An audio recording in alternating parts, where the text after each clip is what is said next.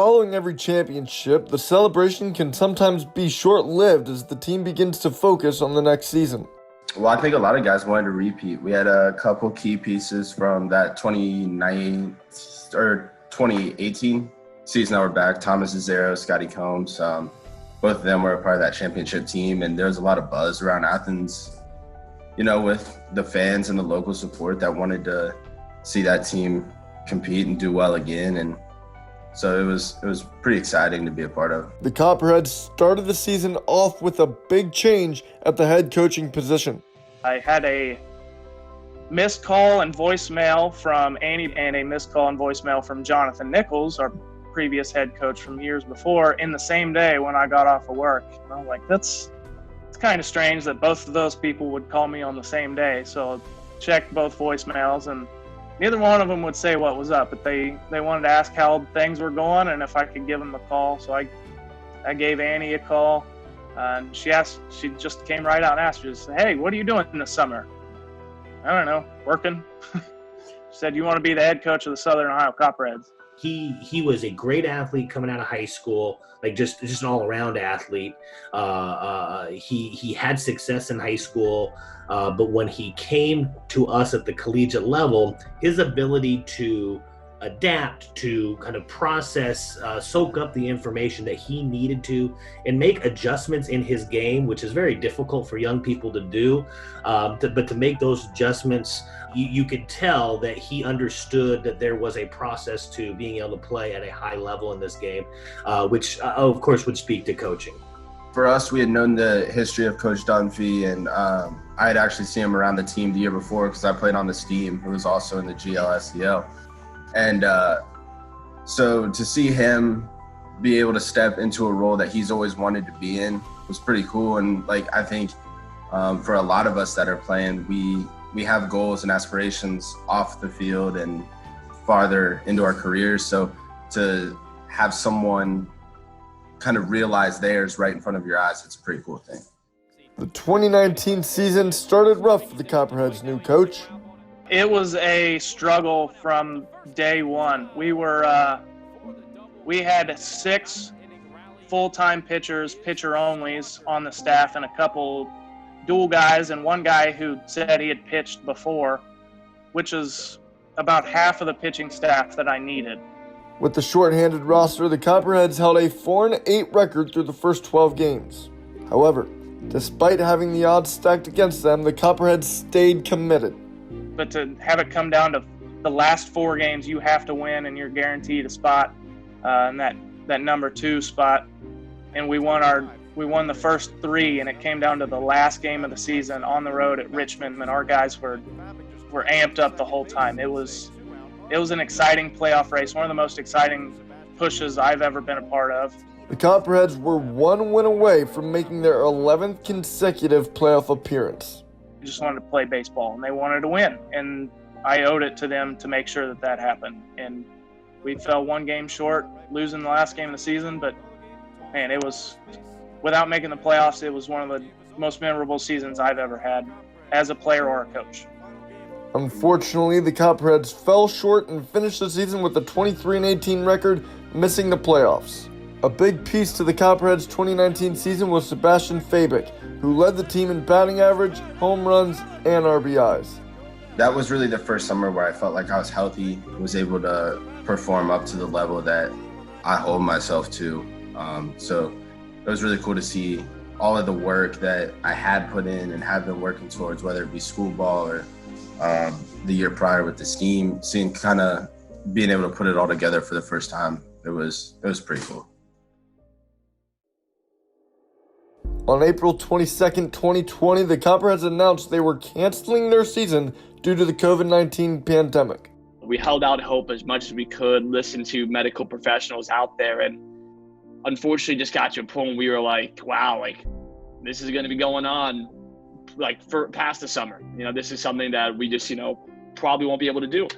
We spoke to Ohio University, who, we use our stadium with at Bob Wren, spoke to the coaches, some players who had committed, and the general vibe was, hey, we can't do this. It's just not safe. We can't, bring fans in and tell them it's going to be a safe time at the ballpark. And our number one mission is fun, but you can't have fun unless you're feeling safe. The team was determined to give fans their summer of fun.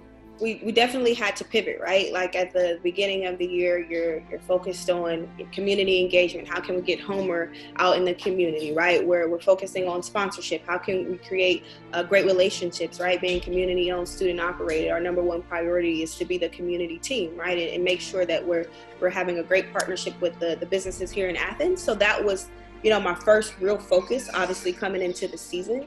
And then when COVID hit, right, it's instantly CJ, myself, all the board members, Annie Brackley, right? Like, what are we going to do? And how are we still going to bring cheer to Athens, Ohio? Like, that was our number one concern.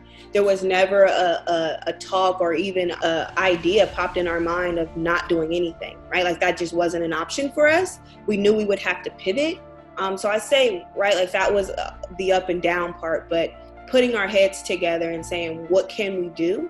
So that was obviously, a pivot in itself. I don't really like to call it a challenge because, we took lemons and we made lemonade out of it.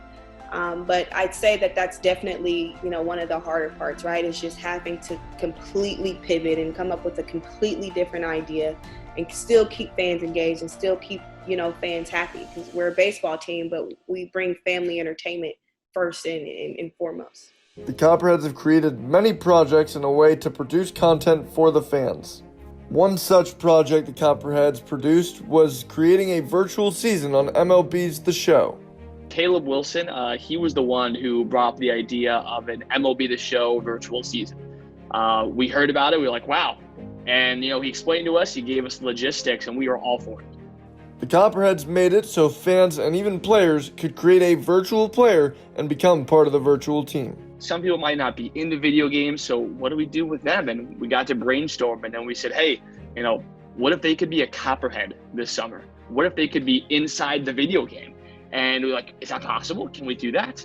Made a sign-up form for it. People put in their names, the number they wanted, the position, and we did it. And it was fun to see, usually the fans are watching the game, but this year they were a part of the game.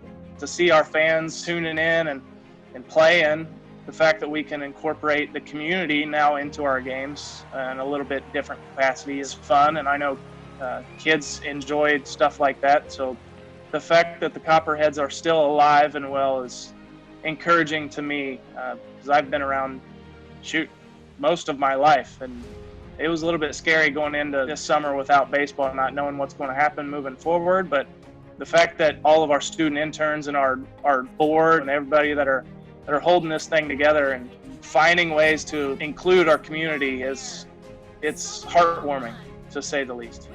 While the virtual season was a big part of the summer, it was not the only project the Copperheads were working on. The fan of the year was Jake Reitz and I. We were just brainstorming on stuff we could do for the year, and we said, what about this? What if we just rename the team after somebody? Some of our brainstorming sessions are just, what's the craziest thing that we can do? What's the craziest thing we can do that would make someone laugh, make someone smile?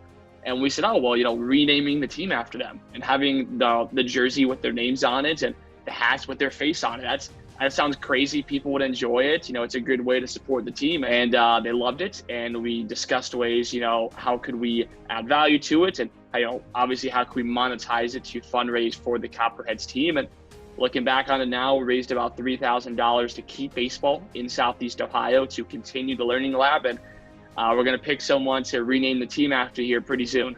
There was a lot of behind the scenes projects getting prepared for 2021, but that's more business logistics, customer relationship management, Copperheads alumni database, reconnecting with alumni was a good time for that.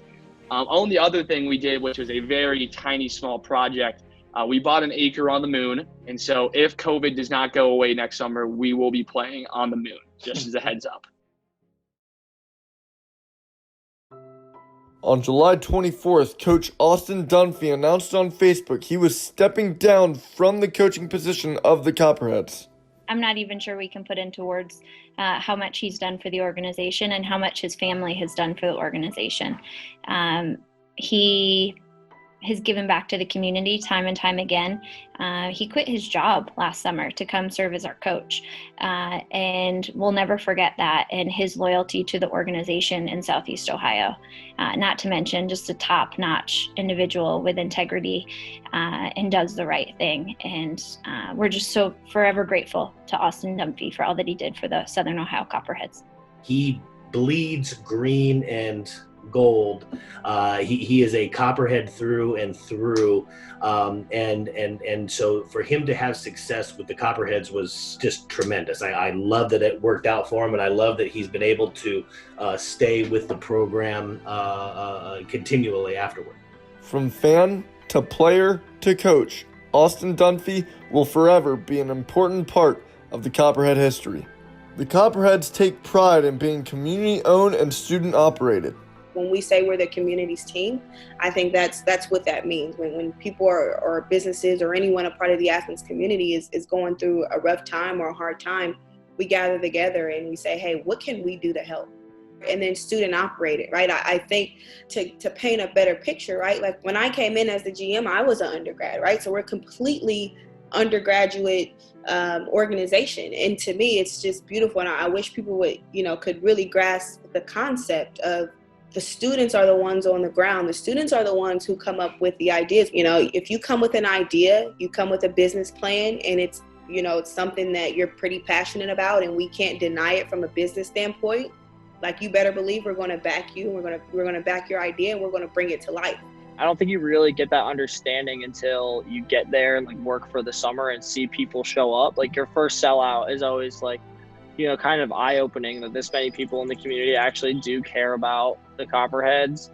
And I think being that it's all student run and we put on, a show for that many fans, that you're putting on an event, and to be able to pull it all together that many times in the same summer, I think for the people that care, that was a pretty cool experience. It's its own unique thing, and so you really truly can learn.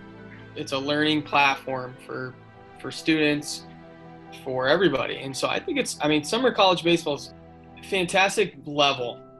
Minor league baseball and Major League Baseball aren't experimenting with the game.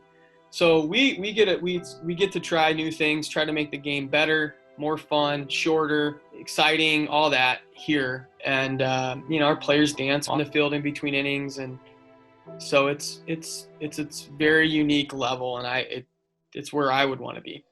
The Copperheads have provided numerous opportunities for students to work in the sports industry.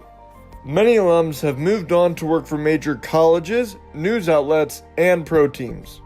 One such alum who took what he learned from the Copperheads is former assistant general manager Brian Colopy. Well, personally for me, it was my first real taste of the real world in sports. To be out meeting with clients, their sponsorship deals, shaking hands, making promises, delivering on promises. That was my first taste of that. Learning about those things is different than actually being the guy that has to make it happen, and your word and your promises on the line. So that was my first taste of that. And I really spurned and grew this passion for me. I'm still in summer collegiate baseball to this day. Colopy was able to take what he learned from his experience with the Copperheads and apply it to other teams such as Ripken Baseball, the Battle Creek Bombers, and the Kalamazoo Growlers. There's no difference what I do here than what we were doing there. I got to manage merchandise, concessions, sponsorship, tickets, people. All that is the same here. It's just on a different scale, and we have more people that come to the games and a bigger city.